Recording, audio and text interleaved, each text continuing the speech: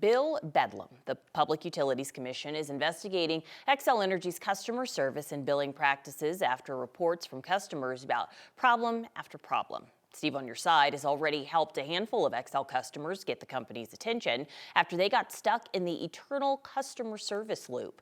We want to hear about your billing problems. Text them to us now, 303-871-1491. Text while you listen to Keith from Parker tell his story. Here's 9 News consumer investigator Steve Stager.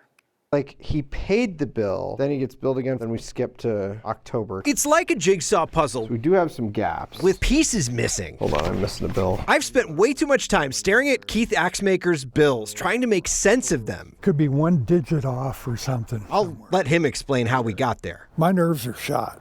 I haven't slept good in a couple months. Keith has lived in this house in Parker for nearly 20 years. He pays Xcel for gas. During the summer, it's usually just a water heater, and it runs maybe $20 a month. Except this year, it's been running around $70.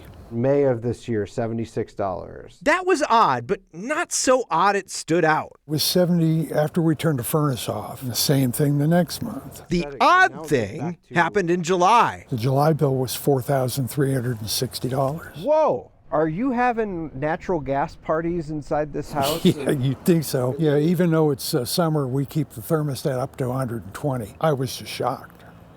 And I called Xcel immediately. Keith says the guy on the other end of the line was shocked too. Promised he'd get it sorted out. Don't pay it, he said. I'm assuming he did something for you and fixed it, right? Wrong. It says $3,500. Keith got another bill a few weeks later. This time Xcel had credited $800. That makes no sense. But billed him for another $800 and never removed that past due balance. I called again, and I got a lady on the line.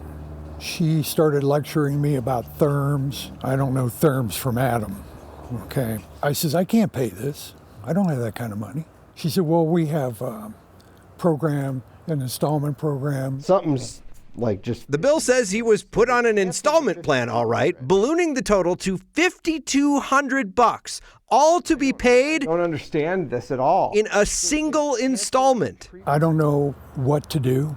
I don't have the money to pay that. Somebody at work said, you need to call this guy on Channel 9. And I says, well, who?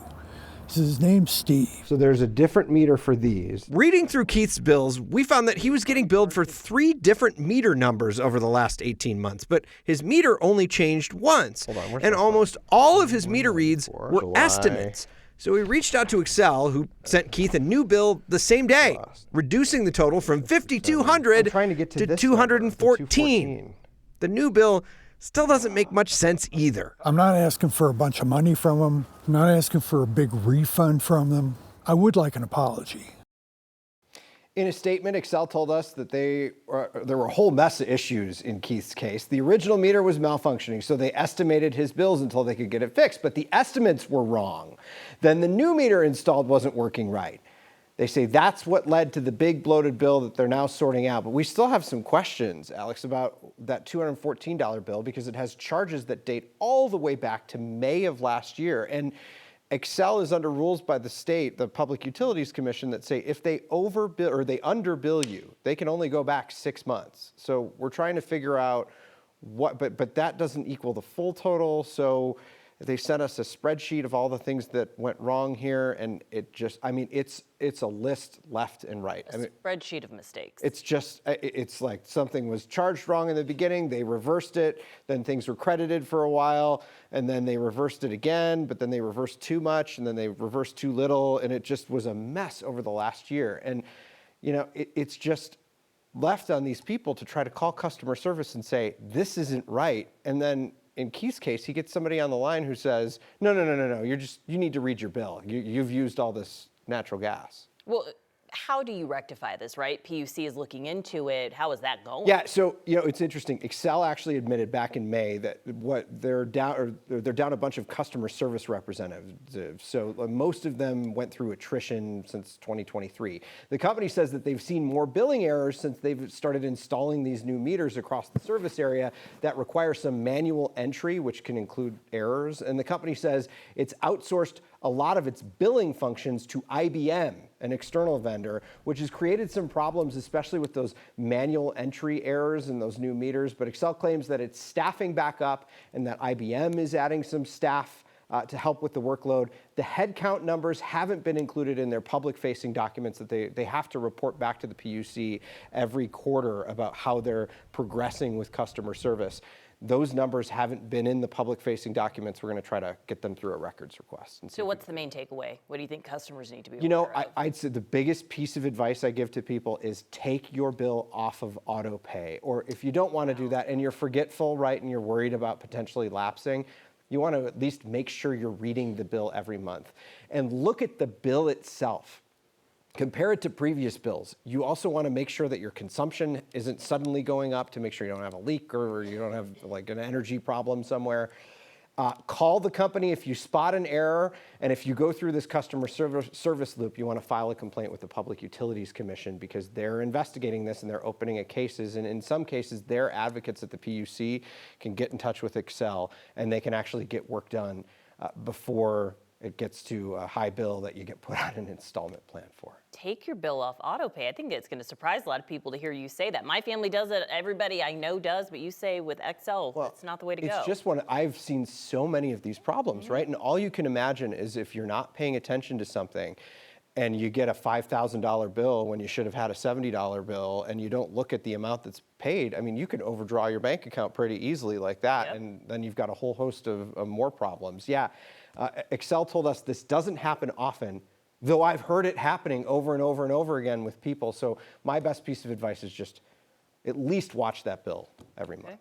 Sounds good.